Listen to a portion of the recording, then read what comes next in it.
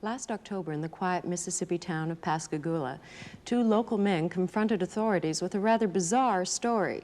Czarlz Hikson and Calvin Parker told of a strange craft landing near their fishing site and of being taken aboard by three unearthly creatures. The two men were questioned under hypnosis and lie detectors, but their story remained intact. One of the men suffered a nervous breakdown and is still under treatment.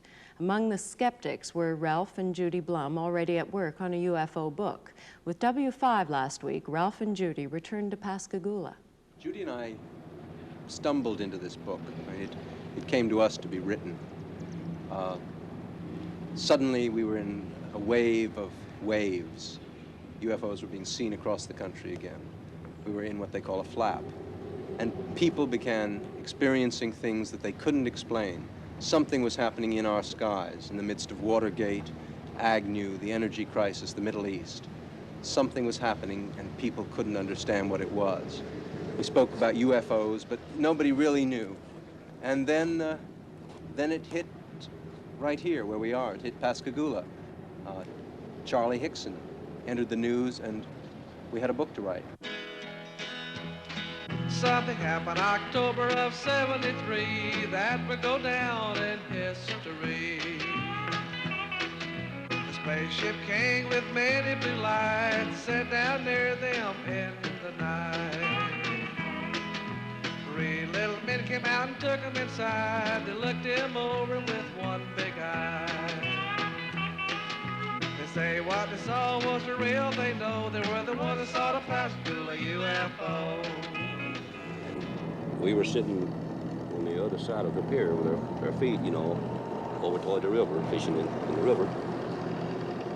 And the fish still wasn't biting, so I told Calvin, I said, well, you know, we might as well go home. But I guess that was when I heard it. It was some kind of zipping sound.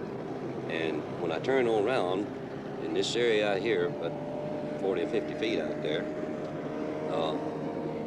it was some kind of craft, you know. It looked like it's going to come right onto the ground. But it came on down and hovered about a foot and a half or 2 feet off of the ground. We didn't know what to do, you know.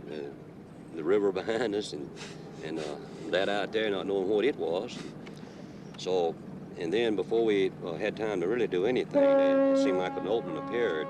And toward the end, it was, you know, toward us.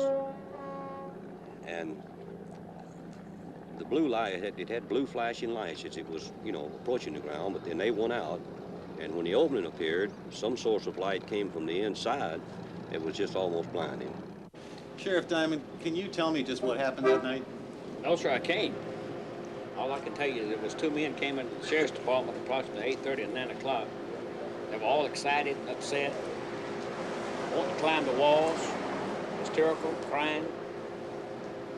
That's actually all I know is what happened. I mean, as far as me seeing what happened, I don't know. Of course, we could see them in the opening coming from, you know, when it started out to craft. But Did you think it was people coming out at first? Well, they had I kind of thought it was people at first, you know, off like that.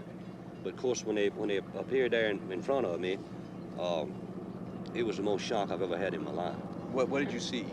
Well, they were shorter than me. I'd say about 5'2" or 3", and they didn't have a neck. Their head, it seemed to come directly to their shoulders, and they had something that came out to a point about where a nose would be, and on each side the ears. And I believe that they looked like they were a little longer on the ears than the nose. But still pointed the ears. They were still pointing, yes. But since I was down there, and since I was a physician, and several other scientists and investigators were asked to consult and look into the situation, I was asked would I mind if I would be present, and I said I wouldn't mind at all. And while it is still very difficult for us to believe that a spaceship landed and that robot-type creatures came out and actually took these two people into the spaceship, these men, in my opinion, believed that they saw this and that they were being honest in reporting what they have reported. But it seemed to me when they came out that doorway, or that opening or whatever it was, then just almost instantly they were right there on us. And their arms, they had arms, and I saw the arms moving here and in the shoulders. but they had webbed. I mean, their fingers were webbed, and then they had something like a thumb, and they were like this. We questioned them at length, and then we left the room and recorded every all the conversation they had. Recorded between the two of them. And one of them kept wanting to pray. And he said, after all I went through on this earth, he said, why should I have to see something like this? Calvin Parker, I was questioning him, and at one time he wanted to climb the wall. That's how nervous and how shook up he was. They had me one on this arm like this, and on the other one, you know, they had my other arm like that. And I just seemed to lift up to the same height they were off the ground, and we just moved into the craft. Now inside, how did they lay you out? Do you remember how it happened? Yes. I didn't see any tables or chairs or anything in there. I'm not saying it wasn't in there because the light was almost blinding, but I didn't see any. And when they carried me inside, they seemed to just lean me back, you know. And this eye, well, I keep referring to it as an eye, and it moved up to in front of me about this close. And it started right at my eyes, looking me right in the eye. And it hesitated there for a few seconds, and it just started moving over my entire body. When they brought me from the craft along this area here, and they didn't drop me, you know, they just released me back to the ground. And I fell. I don't know why my legs were weak. I don't know why it was the fright or what it was, but I fell onto the ground. And that's when I seen Calvin. He's standing right over here in this area, and he was standing facing the river with his arms outstretched like that, just like he was staring at something. Tell me about the lie detector test. Well, so that was run by Pilkington. Was it Pilkington? Pennington. Pennington. That they run this type of test about 6 times a day. And when they were asked to come over here to talk to these people, they had in their mind that it was just a big joke. And if I understand it correctly, they ran one test on Mr. Hikson. The machine showed that he was telling the truth. Then they run another one. And then the examiner, he began to wonder himself. So he ran the third test, and he believed just what Mr. Hikson had told him. Mr. Booth, tell me what happened that night in October. Well, I got up and had turned off the TV and come to the front door, which you can see right behind me. Just as usual, checking to see if it was locked. So I looked out the window at the top, and naturally I saw this object above the street light out there. So naturally it caught my eye with the lights was on it. Couldn't hear any racket or anything. So I opened the door after a few seconds to step out to see if I could really tell what it was. It just took off. Can you describe it? Well, it was round, had lights all the way around it, turning in a counter-clockwise motion.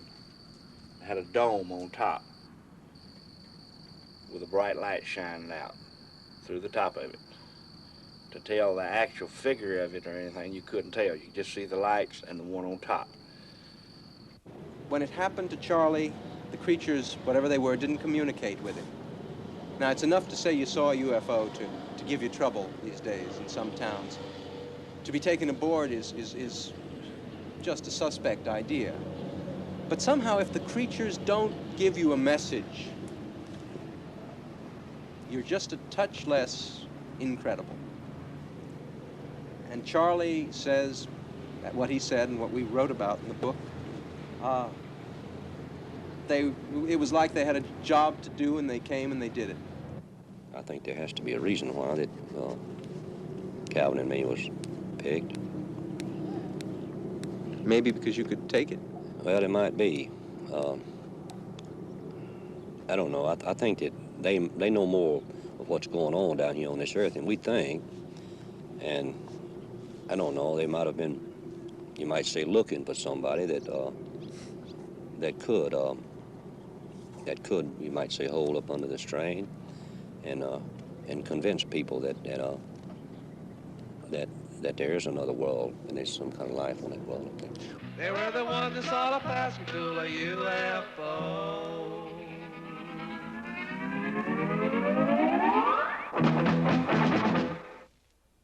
That's our program for this week.